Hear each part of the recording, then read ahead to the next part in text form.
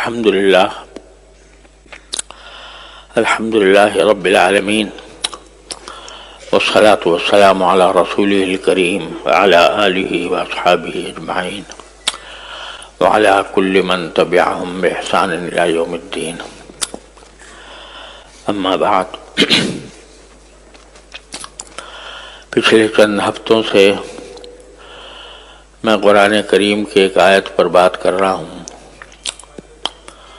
جو سورہ مائدہ کی آیت ہے، اور اس میں ایک مختصر لیکن نہایت جامع پیغام اللہ تبارک و تعالیٰ نے ہم سب کو دیا ہے، اور وہ پیغام یہ ہے کہ یا ایھا الذین آمنوا علیکم انفسکم،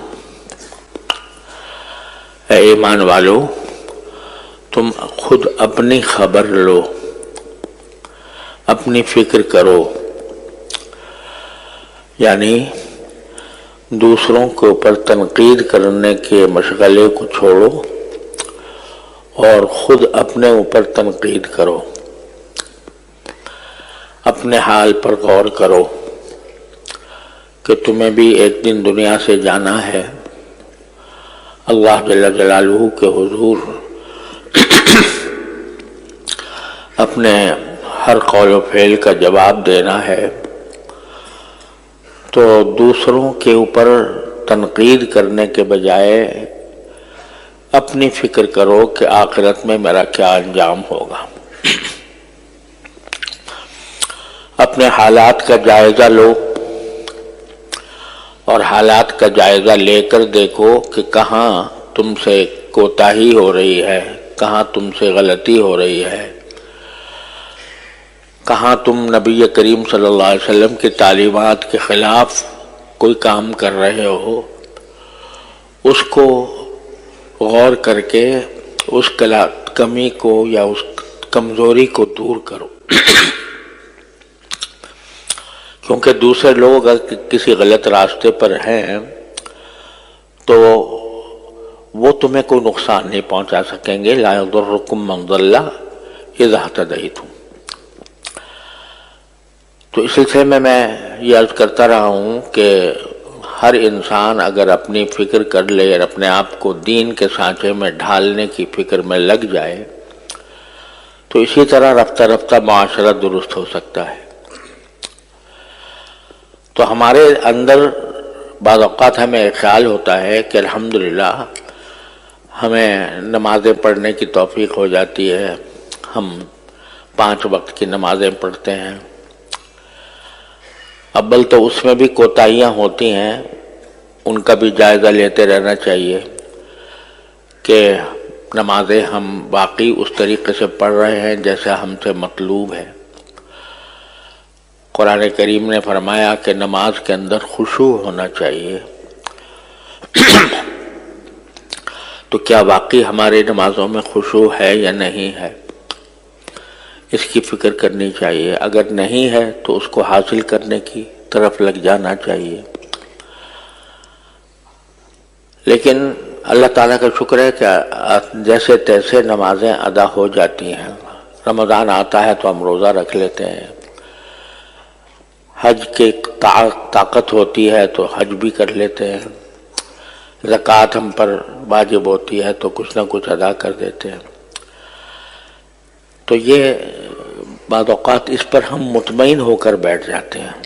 کہ بس ہم نے جو فرائض ہیں پورے وہ کر لیے، اب اس کے بعد ہماری کوئی ذمہ داری نہیں رہی۔ لیکن جیسا میں نے ابھی عرض کیا کہ باوجود ان تمام باتوں کے اس پر اللہ کا شکر بھی ادا کرنا چاہیے کہ اللہ تعالیٰ نے ہمیں توفیق دے دی ہے، لیکن بے شمار دین کے شعبے ایسے ہیں جن سے بے پرواہی عام ہو گئی ہے، اور اس کی وجہ سے معاشرے میں فساد پیدا ہو رہا ہے۔ آج میں اس میں سے ایک پہلو کا میں ذکر کرتا ہوں پہلے، کہ باوجود اس کے کہ لوگ نمازیں پڑھتے ہیں، روزے رکھتے ہیں، سب کچھ کرتے ہیں، لیکن ان کا یہ عمل صرف اپنی ذات کی حد تک محدود رہتا ہے۔ حالانکہ اللہ تبارک و تعالی نے جہاں ہم پر یہ ذمہ داری ڈالی ہے کہ تم اپنے آپ کو اللہ تعالیٰ کی رضا کے مطابق بناؤ، سنت کے مطابق زندگی گزارو، وہاں اللہ تبارک و تعالیٰ نے ہمیں اس بات کا بھی مکلف فرمایا ہے کہ اپنے گھر والوں کی بھی فکر کریں، اپنے بیوی بچوں کی، اپنے گھر کے افراد کی، اپنے اولاد کی فکر کر کے ان کی ایسی تربیت کریں کہ جس سے دینی ماحول گھر میں پیدا ہو۔ چنانچہ ایک دوسری آیت میں اللہ تبارک و تعالی نے صاف صاف فرمایا، یا ایھا الذین آمنوا قوا انفسکم واہلیکم نارا، اے ایمان والو تم اپنے آپ کو بھی جہنم کی آگ سے بچاؤ اور اپنے گھر والوں کو بھی جہنم کی آگ سے بچاؤ۔ کیا مانا کہ صرف تمہیں اپنی ذات کو بچا لینا کافی نہیں ہے، بلکہ اپنے گھر والوں کی ذمہ داری بھی تم پر عائد ہوتی ہے۔ تم اپنی فیملی کے سربراہ ہو، اپنے خاندان کے سربراہ ہو، تو تمہارا فرض ہے کہ اپنی بیوی کو، اپنے بچوں کو، اپنی اولاد کو، بلکہ اگر بہن بھائیوں کو بھی سیدھے راستے پر رکھنے کی کوشش کرو۔ اب آج کل یہ صورتحال بہت عام ہو گئی ہے کہ ایک انسان اپنی ذات میں بڑا پکا نمازی ہے، صف اول میں پہنچتا ہے اور تکبیر اولیٰ کے ساتھ نماز جماعت میں ادا کرتا ہے، لیکن اس کی اولاد کا حال یہ ہے کہ وہ بالکل الٹی سمت میں جا رہی ہے۔ وہ اس کو نہ نماز کا پتہ ہے نہ روزے کا پتہ ہے، روزہ چلو شاید رکھ لیا نہیں رکھ لیا، لیکن نمازوں کی فکر نہیں، نماز کو باجماعت ادا کرنے کی فکر نہیں، اس کو دین کی بنیادی باتوں کا پتہ نہیں، اس کو قرآن کریم پڑھنا نہیں آتا، اس کو قرآن کریم کی تلاوت کی توفیق نہیں ہوتی، اور وہ دن رات دوسری طرف لگا ہوا ہے، لہو و لعب میں، کھیل کود میں، اور اس کو ایسی تعلیم گاہوں میں اس کی تربیت ہو رہی ہے جہاں دین کا کوئی نشان نہیں ہے۔ آج ایک نہیں سینکڑوں مثالیں میرے سامنے آتی ہیں کہ بڑا نیک لوگ ہیں اور اپنی ذات میں نماز بھی پڑھتے ہیں، روزہ بھی رکھتے ہیں، حج بھی کرتے ہیں اور تبلیغ میں بھی وقت لگاتے ہیں، لیکن اولاد کی طرف دیکھو تو وہ دوسری طرف جا رہی ہے اور اس کو دین کا کوئی ہوش نہیں ہے، کوئی پتہ نہیں ہے۔ وجہ کیا ہے کہ جو ایک انسان کے ذمے اپنے اولاد کی تعلیم و تربیت کی جو ذمہ داری ہے اس کا احساس نہیں۔ وہ سوچتے ہیں کہ بھئی ہم نے تو اپنا کر لیا، اب یہ نئی نسل ہے، نئے بچے ہیں، نیا ماحول ہے، یہ دنیا کے معاملات کے اندر یہ جانے اور ان کا کام جانے، اس کی طرف توجہ نہیں ہوتی۔ نتیجہ یہ ہے کہ مثلاً آج کل اس بات کو بڑا معیار فخر سمجھا جاتا ہے کہ ہم نے اعلیٰ تعلیمی اداروں میں ان کو تعلیم دلوائی ہے، ایسے اسکولوں میں تعلیم دلوائی ہے کہ جہاں دنیا کے علوم بڑے اچھے معیار کے ساتھ پڑھائے جاتے ہیں، وہاں ہم نے ان کو بھیج دیا۔ اب وہاں جا کر ان کی جو ذہن ہے یا ان کا جو فکر ہے، سوچ ہے، وہ بالکل مختلف راستہ اختیار کر لیتی۔ لوگ بڑے فخر سے کہتے ہیں کہ بھئی میرے بیٹے نے جو ہے وہ فلاں ڈگری حاصل کی ہے، اس کے اندر نمایاں پوزیشن لی ہے اور اس کو اسکالرشپ دی گئی ہے اور اس کی اسکالرشپ کے ذریعے اس کو باہر بھیجا جا رہا ہے۔ بے دھڑک اس کو ایک اعلیٰ فخر کی بات سمجھ کر اپنی اولاد کو باہر بھیج دیتے ہیں، اور باہر بھیجنے کے بعد وہ اولاد پھر بعد میں خود روتے ہیں کہ یہ ہمارے ہاتھ سے نکل گئی۔ ایسے مثالیں بے شمار ہمارے سامنے آتی ہیں، اچھے خاصے نیک لوگ، اور بس اس لیے اس فکر میں کہ ان کو بہت اعلیٰ ڈگری مل جائے گی تو ان کو بڑی اعلیٰ ملازمتیں ملیں گی، بڑا ان کا اعلیٰ روزگار ہو جائے گا، اس کی فکر میں انہوں نے ان کو باہر بھیج دیا۔ اور باہر حیرانی ہوتی ہے کہ تہجد گزار لوگ صرف لڑکوں کو نہیں، اپنی بیٹیوں کو تنہا بھیج دیتے ہیں دوسرے علاقے میں، دوسرے ممالک کے اندر، اور وہاں جا کر وہ بیٹی الگ رہتی ہے، تنہا رہتی ہے، تنہا تعلیم حاصل کرتی ہے، اور بعد میں پھر جب کہا جائے کہ بھئی یہ بیٹی کہاں گئی تو رونا روتے ہیں کہ جی اب کیا کریں، ہمارے ہاتھ سے نکل گئی، ہمارے اختیار سے باہر ہو گئی۔ ایسے بھی ہیں کہ جو کہیں باہر نہیں بھیجتے لیکن دنیا کے اندر رہتے ہوئے بھی یہ اس بات کی کبھی فکر نہیں ہوتی کہ اپنی اولاد کو کی تربیت کا کوئی اہتمام کریں۔ ایسے اسکولوں میں پڑھ رہی ہے اولاد جہاں دین کا نام و نشان نہیں، ایک مشکل سے ایک اسلامیات کا گھنٹہ ہوتا ہے، وہ بھی اسلامیات کے گھنٹے میں کوئی نہ ان کو یہ پتہ چلتا ہے کہ وضو کب کرنا چاہیے، کیسے کرنا چاہیے، نہ ان کو یہ پتہ چلتا ہے کہ نماز کے کیا طریقے ہوتے ہیں، نہ ان کو قرآن کریم پڑھنا آتا ہے، نہ ان کو دین کے بنیادی احکام کا علم ہوتا ہے۔ اس کی وجہ سے اولاد جو ہے وہ دین سے بالکل غافل ہو کے رہ جاتی ہے۔ اور آج کل تو سوشل میڈیا کا زمانہ ہے، تو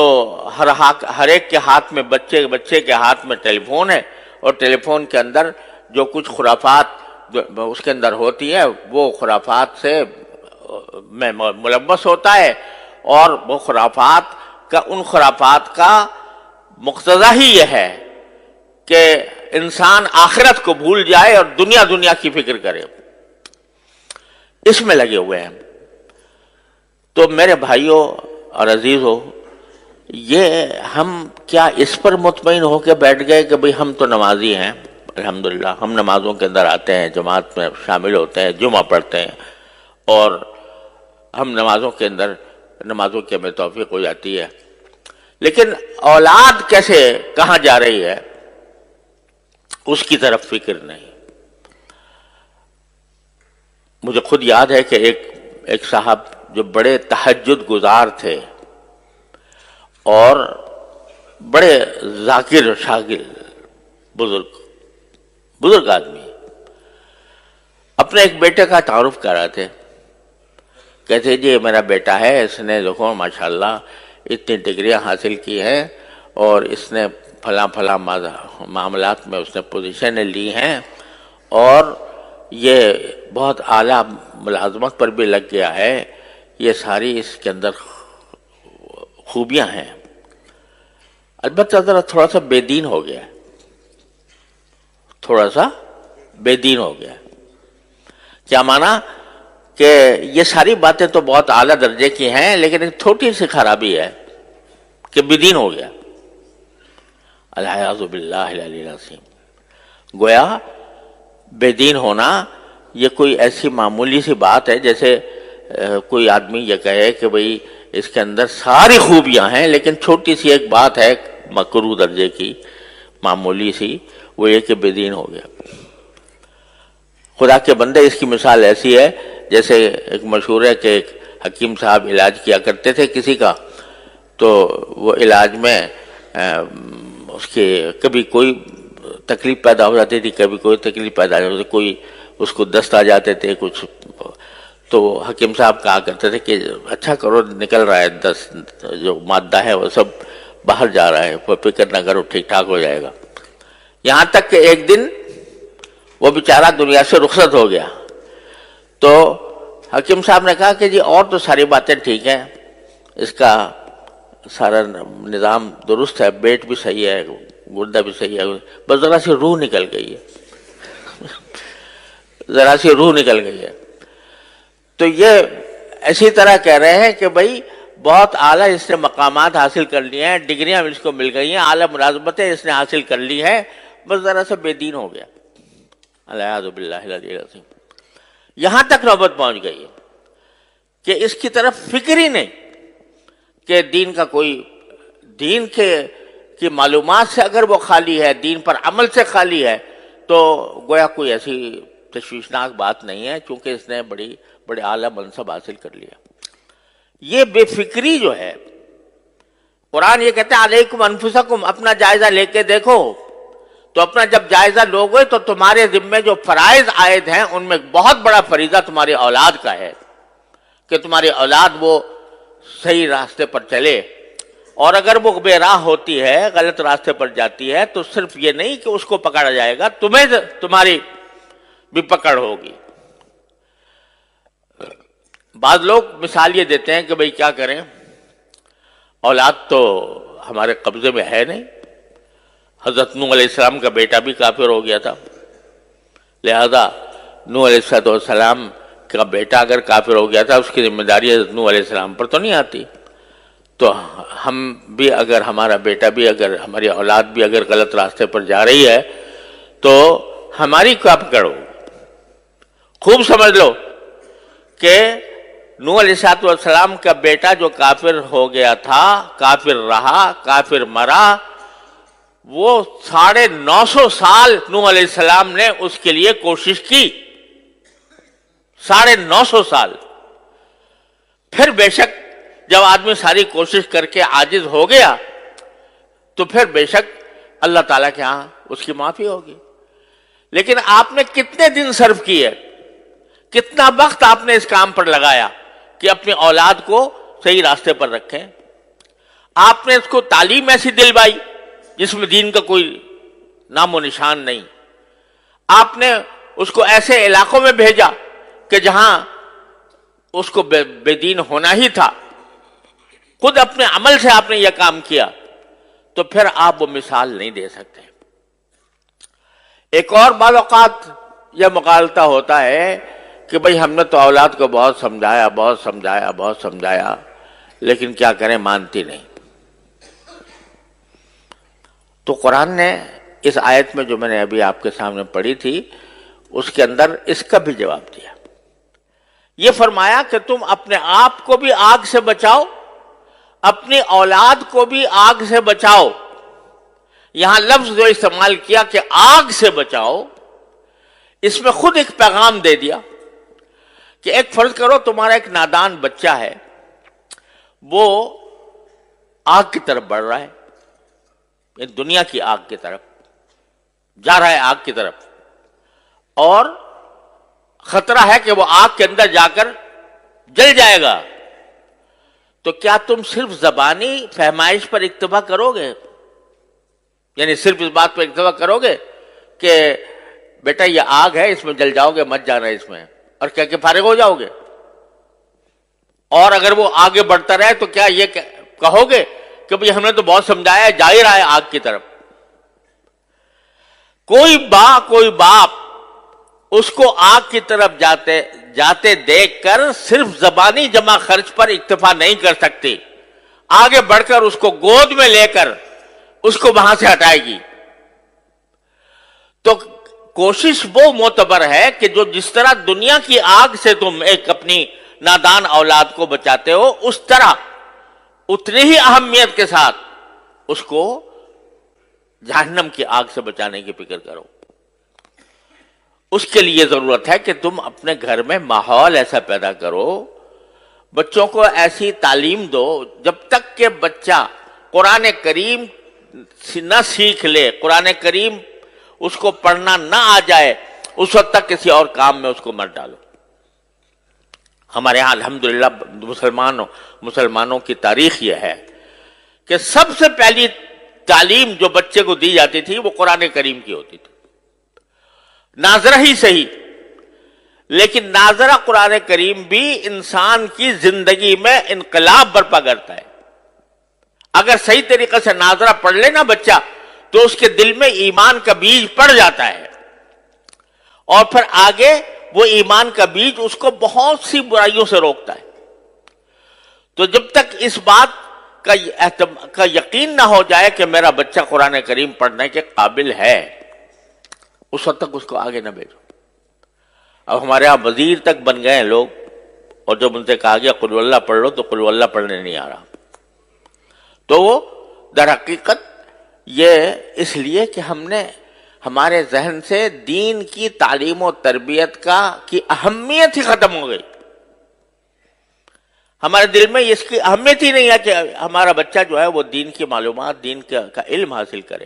نہ صحیح، ٹھیک ہے، ہم نے یہ نہیں کہتے کہ آپ ہر ایک کو عالم دین بناؤ، ہر ایک کا عالم دین بننا بھی فرض نہیں ہے کہ آپ پورا درس نظامی پڑھاؤ 8 سال تک. لیکن اگر کم از کم جو انسان کے ذمہ فرض عین ہے اس کا علم تو بچے کو ہر حال میں ہونا چاہیے. اور اس کے لیے کسی ایسی درسگاہ، الحمدللہ اب ایسی درسگاہیں موجود ہیں جس میں جو دنیاوی تعلیم کہلاتی ہے وہ بھی الحمدللہ اس میں پڑھائی جاتی ہے، اور اس کے ساتھ ساتھ اس کو مسلمان بنانے کی بھی فکر ہوتی ہے، اس کو دینی معلومات بھی فراہم کی جاتی ہے. ایسی درسگاہوں کے اندر اس کو بھیجو.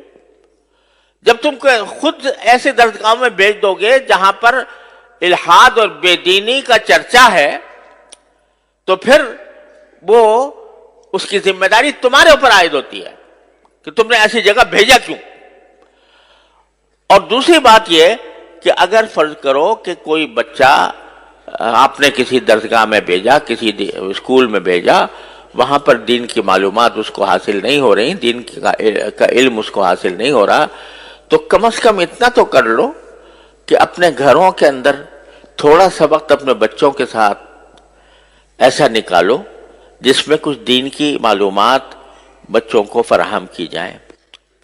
کم از کم سیرت طیبہ، نبی کریم صلی اللہ علیہ وسلم کی سیرت طیبہ سب مل کر گھر والے بیٹھ کر تھوڑا سا وقت نکال کر اس میں پڑھیں. اس سیرت طیبہ میں نبی کریم صلی اللہ علیہ وسلم کے حالات زندگی بھی ہیں، اس میں نبی کریم صلی اللہ علیہ وسلم کے اخلاق بھی ہیں، آپ کی معاشرت بھی ہے، آپ کے سکھائے ہوئے آداب بھی ہیں. وہ سارے کے سارے اکٹھے بیٹھ کر پڑھیں. اس میں کیا مشکل کام ہے؟ رات کو تھوڑا سا وقت سونے سے پہلے اپنے سارے بچوں کو جمع کر کے اور اس میں خود نبی کریم صلی اللہ علیہ وسلم کی سیرت طیبہ کی کوئی کتاب پڑھ لو سب بیٹھ کے، اور اس کے اندر نبی کریم صلی اللہ علیہ وسلم کی سنتیں بھی اس میں بیان ہوں گی. ایک کتاب ہے اسوہ رسول اکرم صلی اللہ علیہ وسلم، میرے شیخ حضرت عارفی قدس اللہ تعالیٰ سرہ کی کتاب ہے، وہ سامنے رکھ لو، اس کو تھوڑا تھوڑا کر کے پڑھو اور سب اس کو سنیں، اس کو سمجھے، تو کم از کم گھر کے ماحول کے اندر ایک ایسا مدرسہ قائم ہو جائے گا. اور یہ اصل مدرسہ ہے. نبی کریم صلی اللہ علیہ وسلم کے عہد مبارک میں کوئی باقاعدہ مدرسہ نہیں ہوتا تھا، صفہ تھا جس میں صحابہ کرام مختلف علاقوں سے آ کر تھوڑے سے پڑھ گئے تھے. وہ انہوں نے تو اپنے آپ کو خاص کر لیا تھا اس کے لیے. لیکن ہر صحابی کا اپنا گھر خود مدرسہ تھا دین کا. ہر صحابی کے گھر میں تذکرے نبی کریم صلی اللہ علیہ وسلم کی سنت کے ہوتے تھے، آپ کی سیرت کے ہوتے تھے. اس کے نتیجے میں جو اولاد پیدا ہو رہی تھی وہ اولاد بھی سیرت اور سنت کے سانچے میں ڈلی ہوئی تھی. اس میں کیا مشکل کام ہے؟ میں کہتا ہوں 15 منٹ نکال لو، صرف 15 منٹ روزانہ، اور اس میں نبی کریم سرور دو عالم صلی اللہ علیہ وسلم کی سیرت طیبہ پر مشتمل کوئی کتاب پڑھی جائے، اور پڑھ کر بچوں کو اس کا علم دیا جائے سیرت طیبہ کا. اور پھر سیرت طیبہ کے ساتھ جو بنیادی ضروریات ہیں دین کی، وضو کے احکام، نماز کے احکام وغیرہ وغیرہ، اور اخلاق، آداب، کس چیز کے کیا ادب ہے، کھانے کا کیا ادب ہے، سونے کا کیا ادب ہے، بازار جانے کا کیا ادب ہے، خرید و فروخت کا کیا ادب ہے، یہ ساری باتیں رفتہ رفتہ روزانہ کر کے اگر 15 منٹ بھی روزانہ ہر انسان، ہر مسلمان نکال لے اور اپنے اولاد کی اس طرح تربیت کرنے کی فکر کرے تو انشاءاللہ اللہ تعالیٰ کی رحمت سے ایک انقلاب آ جائے گا. لیکن چونکہ فکر نہیں تو اس کی وجہ سے یہ چھوٹا سا کام بھی نہیں ہو پا رہا. اور قرآن اسی کی طرف متوجہ کر رہا ہے کہ تم ساری دنیا کے اوپر تنقید کرتے ہو کہ فلاں جگہ یہ ہو رہا ہے، فلاں جگہ یہ ہو رہا ہے، سیاسی ماحول کے اندر بے چینی ہے، اضطراب ہے، انتشار ہے، لڑائیاں ہیں، جھگڑے ہیں، تنازعات ہیں، ان سب کی شکایت تو کرتے ہو، لیکن خود اپنی طرف متوجہ ہو کر نہیں دیکھتے کہ تمہارے ہاں کیا کمی ہے۔ اگر تم فرض کرو کہ مکمل طور پر اسلامی احکام پر عمل کر رہے ہو، لیکن تمہاری اولاد اور تمہارے گھر والے دوسری طرف جا رہے ہیں، اس کی ذمہ داری بھی تمہارے اوپر عائد ہوتی ہے۔ اپنی فکر کرو، اور اس کا ایک آسان راستہ میں آپ حضرات کی خدمت میں عرض کر رہا ہوں کہ 15 منٹ نکال لو روزانہ رات کو، اور اپنے گھر والوں کو جمع کر کے اس میں سیرت طیبہ اور احکام شریعت کی کتاب حضرت حکیم محمد مولانا تھانوی رحمۃ اللہ علیہ کی حیات المسلمین ہے مثلا، وہ پڑھ کے، بہت آسان کتاب ہے، آسانی کے ساتھ پڑھی جا سکتی ہے، وہ پڑھ کے سب کے سامنے پڑھی جائے تو انشاءاللہ اس سے ایک ماحول پیدا ہوگا اور اصلاح کی طرف ایک پیش قدمی ہوگی۔ اللہ تبارک و تعالیٰ اپنے فضل و کرم سے ہم سب کو اس کی توفیق عطا فرمائے۔ وآخر دعوانا الحمدللہ رب العالمین۔